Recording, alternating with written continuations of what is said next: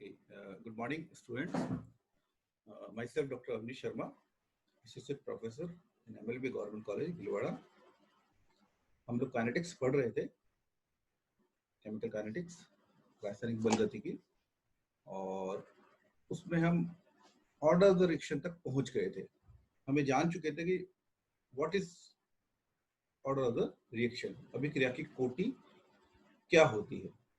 तो हमने जाना था कि कोटि है वो एक एक्सपेरिमेंटल टर्म है, प्रायोगिक टर्म है, जिसको हमें निकालना पड़ता है, जिसको हम एक रिएक्शन को देख के नहीं बता सकते कि इसकी ऑर्डर क्या होगा रिएक्शन का, हमें वो एक्सपेरिमेंट से निकालना पड़ेगा। एक्सपेरिमेंट हम बाद में देखेंगे।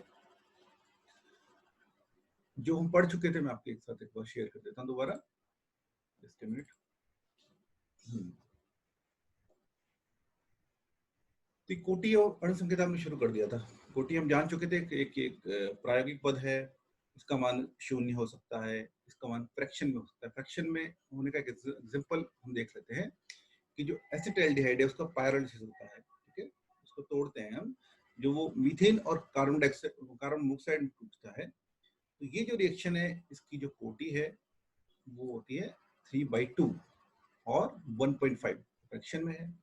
ऐसे ही ये हम देख चुके थे, इसका मान ऋणात्मक भी होता है, 432 O2 जो चेंज हो रहा है वो, है ना, ठीक है। एक हाइपोथेटिकल रिएक्शन लिखते हैं, उससे आपको ऑर्डर बिल्कुल समझ में आ जाएगा कि what is order the reaction.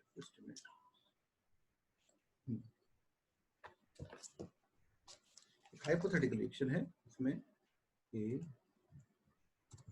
ए के ए मोल प्लस बी मोल बी के प्लस सी मोल सी के। सपोज ये रिएक्ट कर रहे हैं और रिएक्ट करके ये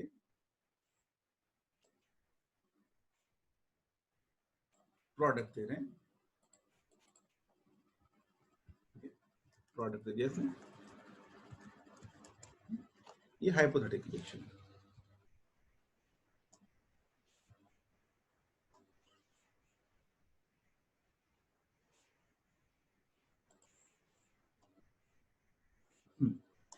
इस रिएक्शन में जो रेट होगा वो क्या होगा, इसको हम लिखते हैं पहले।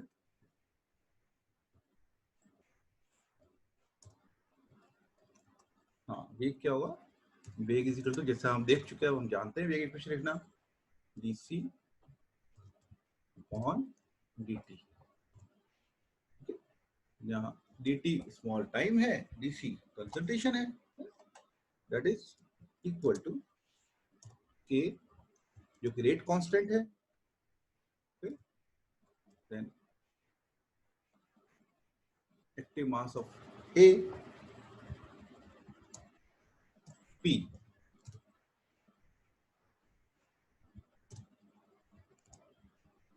then active mass of B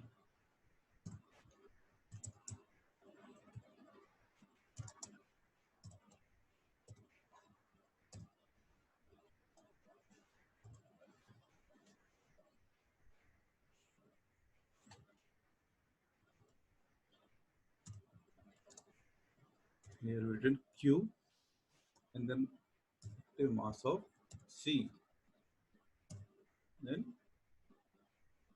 R। P इसके पावर में है, Q इसके B के पावर में है, और R C के पावर में। तो ये इक्वेशन हम पहले भी देख चुके हैं एक बार पीछे, ठीक है, जिसमें नंबर ऑफ मोल जो हैं वो पावर में नहीं आ रहे हैं। तो अभिक्रिया की कोटि अगर हम डिफाइन करें तो कोटि क्या होगी, जैसे हम डेफिनेशन में ऊपर देख चुके हैं, थर्ड नंबर की डेफिनेशन जो देखी थी हमने, तो कोटि क्या होगी,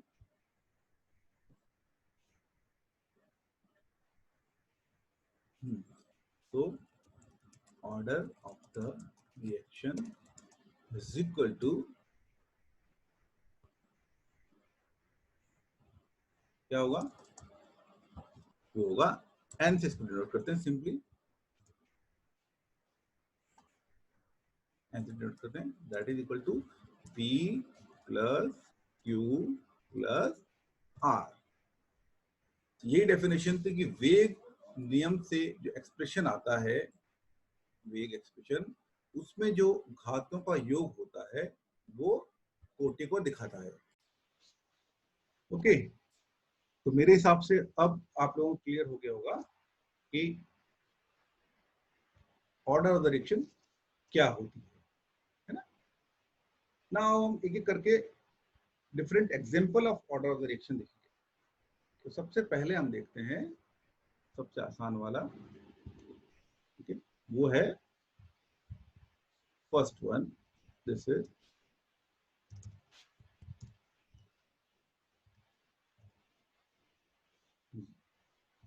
शून्य कोटि अभिक्रिया। इसका जवाब इसके नाम में छिपा है, शून्य कोटि अभिक्रिया। मतलब ऐसी अभिक्रिया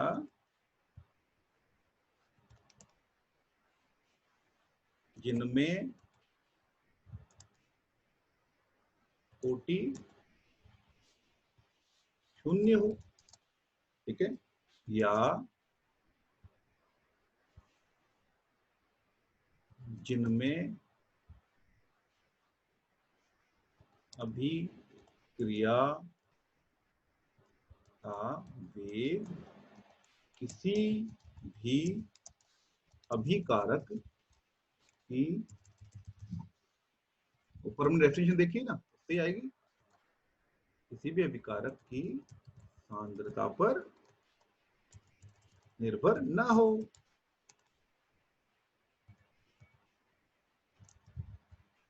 पर निर्भर ना हो, ठीक है, ये डेफिनेशन जब ऊपर से उठाई। तो शून्य कोटि की अभिक्रिया क्या है? ऐसी अभिक्रिया जिनमें कोटि शून्य हो या जिनमें अभिक्रिया का वेग किसी भी अभिकारक की सांद्रता पर निर्भर न हो, ठीक है।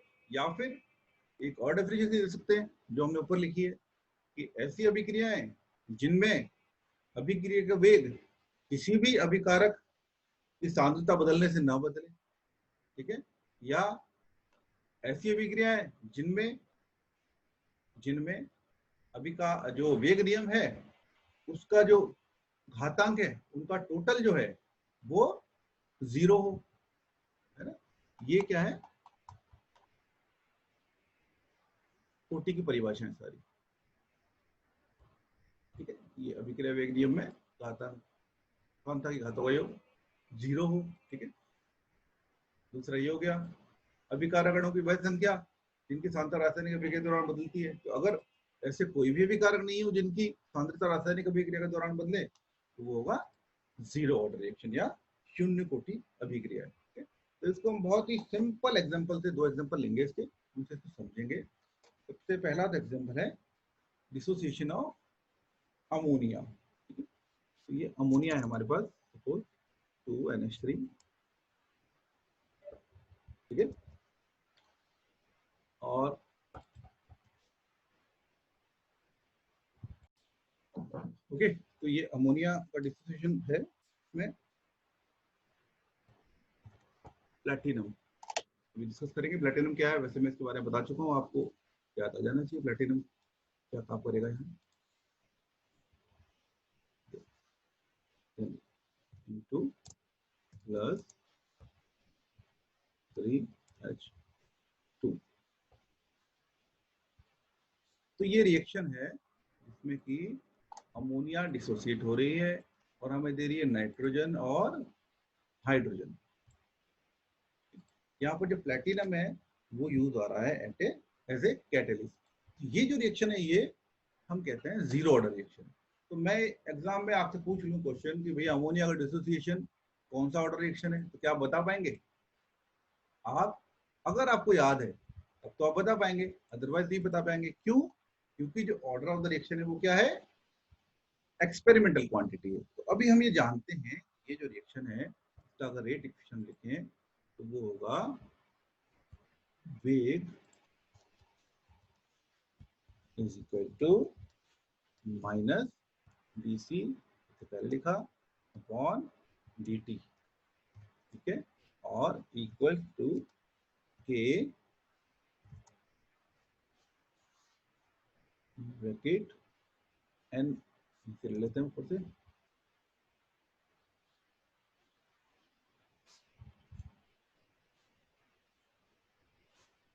NH3 क्लोज एंड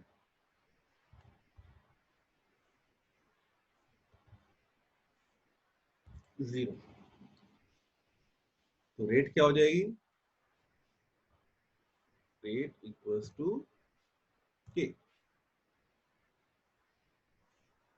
ठीक है, यहां पर जो कंसंट्रेशन की टर्म है, ठीक है, NH3, उसका जो घातांक है वो 0 है। इसका मतलब ये है शून्य कोटि की अभिक्रिया। अभी शून्य कोटि की अभिक्रिया क्यों है? यहाँ प्लेटिनम क्या कर रहा है? प्लेटिनम एक उत्प्रेरक के रूप में काम कर रहा है।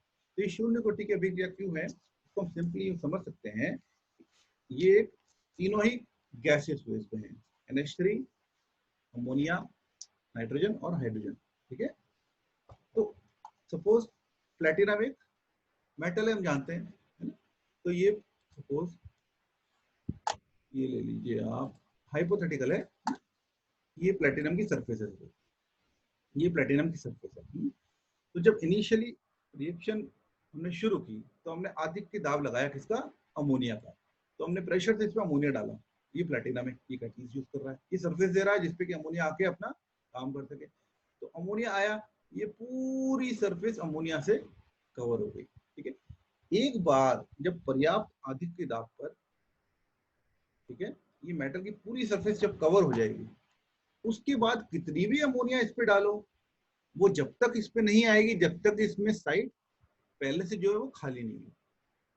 ठीक है, तो जितनी भी अमोनिया इस पे हम प्रेशर करेंगे, जब तक यहाँ से ये डिसोसिएट होकर बाहर नहीं निकल जाएंगे, तब तक मॉलिक्यूल अमोनिया का इस पे नहीं चिपकेगा। तो एक बार जब ये पूरी सरफेस घिर गया, उसके बाद इसकी अमोनिया की कंसंट्रेशन से इस रिएक्शन पे आगे कोई भी प्रभाव नहीं पड़ेगा। तो क्या हो गया?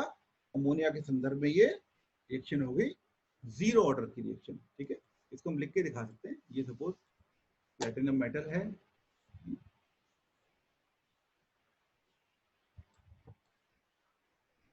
प्लैटिनम मेटल है सपोज,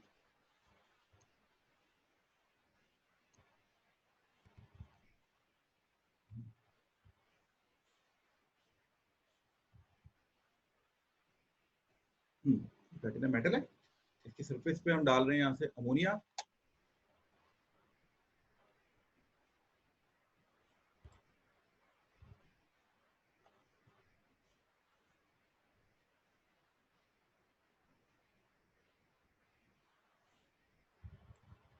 ये अमोनिया यहाँ आ रहा है, ठीक है, और निकलेगा क्या यहाँ से? N2 plus 3H2।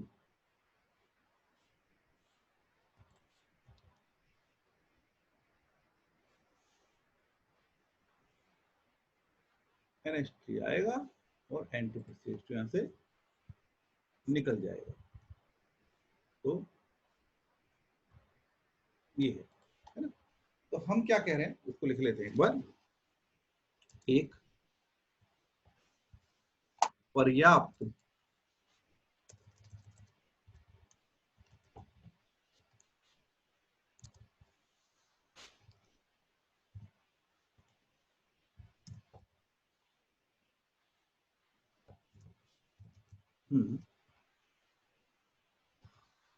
आधिक्य दाब पर इस धातु, जिसकी बात कर रहे हैं प्लेटिनम की, जो एक कैटलिस्ट के रूप में यूज आ रहा है, कि संपूर्ण जो सतह है वो किससे ढक जाएगी? NH3 से। ठीक है, संपूर्ण सतह किससे ढक जाएगी? इस NH3 से।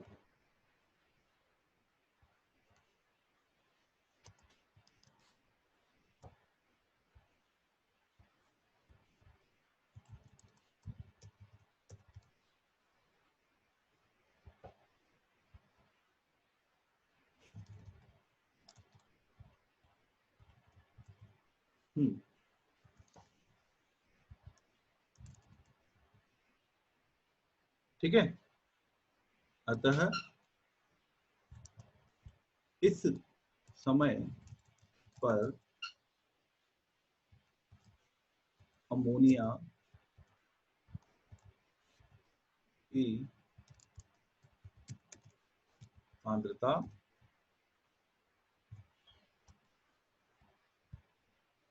का अभिक्रिया वेग पर कोई असर नहीं होगा। ठीक है, तो NH3 हमने डाला, एक पर्याप्त आदित्य दाब पर डाला, एक पूरी सरफेस अमोनिया ने कवर कर ली। उसके बाद कितनी भी इसमें अमोनिया डालो, उससे अमोनिया को कोई जगह ही नहीं मिल रहा है, तो अमोनिया चिपकेगा कहाँ, है ना। तो कितना भी इस पर डालो, इसकी रिएक्शन की रेट पे इसका कोई असर नहीं पड़ेगा। तो इस संदर्भ में ये जीरो ऑर्डर की रिएक्शन है। ऐसी एक और रिएक्शन है जो कि पानी में कराई जाती है, जल में कराई जाती है, सब में हमने पढ़ी हुई है। वो रिएक्शन पे एक बार देख लेते तो और क्लियर हो जाएगा। जैसे हाइड्रोजन प्लस क्लोरीन,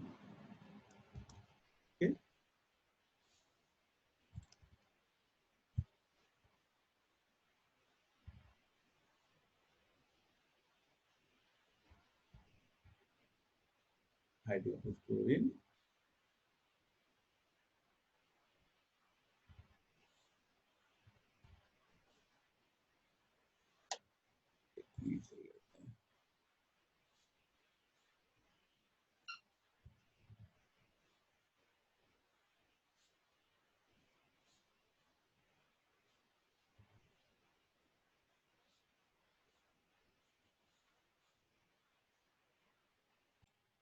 ओके।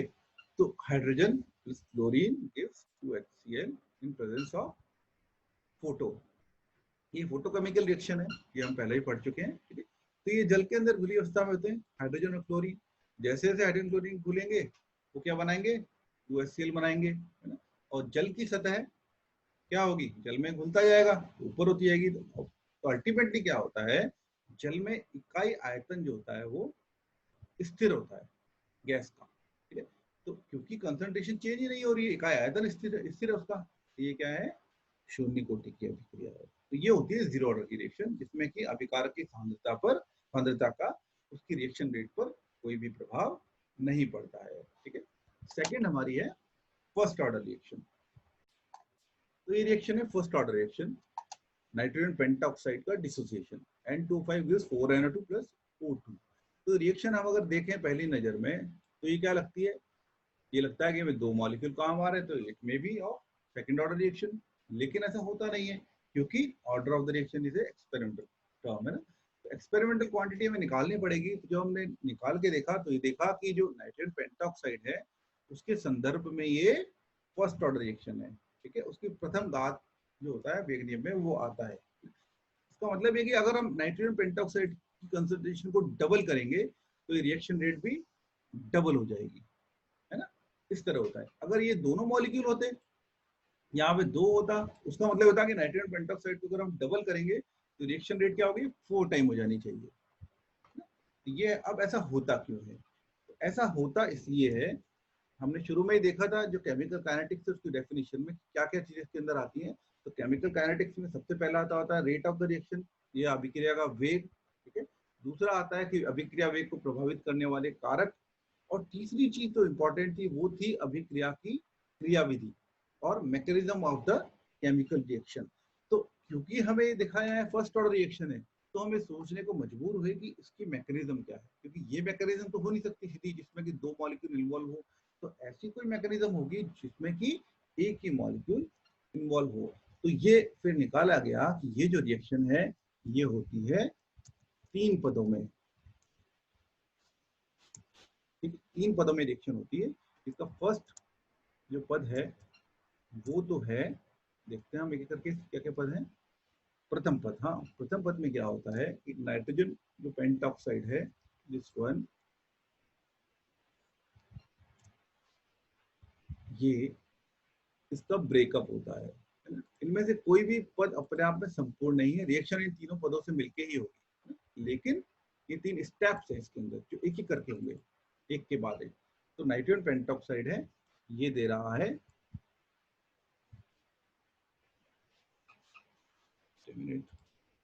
हम्म,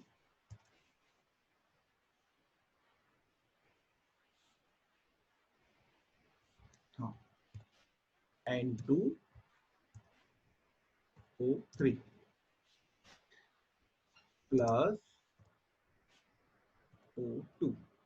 तो नाइट्रोजन पेंटॉक्साइड का ब्रेकअप हुआ सबसे पहले स्टेप में, और उसने दिया N2O3 प्लस O2। ये एक स्टेप है, ये पूरी केमिकल रिएक्शन अभी हमने नहीं लिखी है ना, ये स्टेप सूरज को हमें समझना होगा। ये हम एक मैकेनिज्म दे रहे हैं कि क्योंकि हमें ये पता चला कि फर्स्ट ऑर्डर रिएक्शन है इसके संदर्भ में, तो इसकी मैकेनिज्म हमें देनी पड़ेगी। तो ये मैकेनिज्म हम दे रहे हैं कि इस तरह कुछ होता है। ये फर्स्ट स्टेप हो गया। अब देखते हैं सेकंड स्टेप।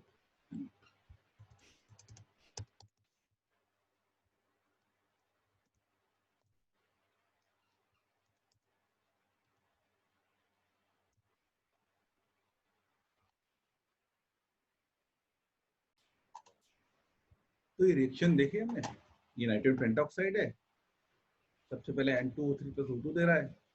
देन ये N2O3 जो था सेकंड स्टेप में NO प्लस NO2 दे रहा है।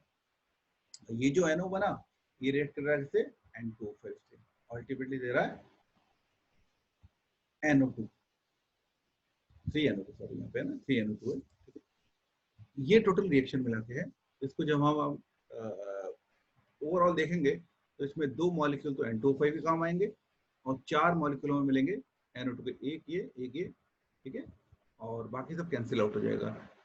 इंटरेस्टिंग चीज इसमें ये है कि ये होती तो 3 स्टेप में रिएक्शन है ना, होती 3 स्टेप में है, लेकिन इसमें जो पहला पद है फर्स्ट स्टेप है ये वाला, ये पद बहुत ही धीमा है और स्लोएस्ट स्टेप,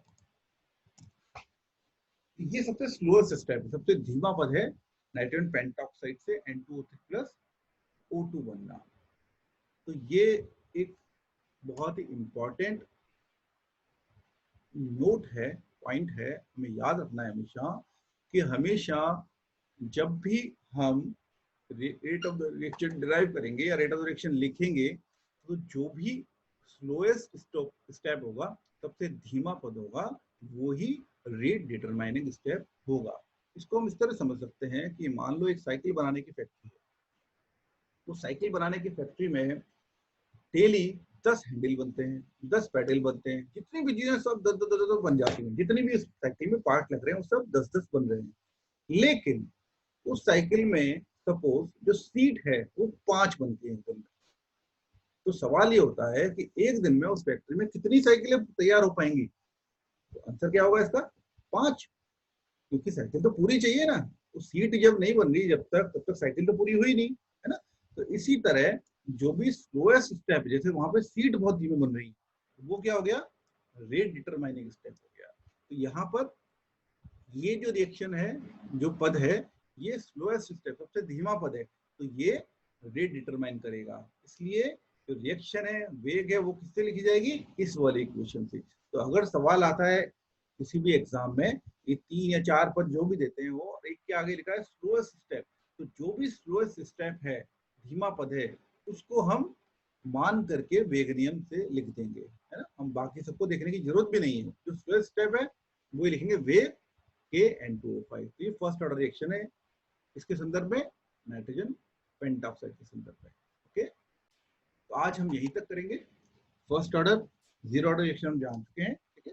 नेक्स्ट क्लास में हम second order, third order, fractional order और जो अभिक्रिया वेग नियतांक की डिफरेंट ऑर्डर की जो यूनिट्स होती हैं उसको जानेंगे।